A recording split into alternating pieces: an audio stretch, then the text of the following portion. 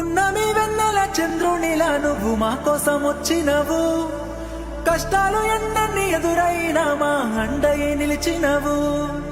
వేవేల కలలన్నీ నెరవేర్చి నువ్వు రాష్ట్రాన్ని తెచ్చినవు. బంగారు తెలంగాణగా వచ్చే పనులెన్నో చేసినవు.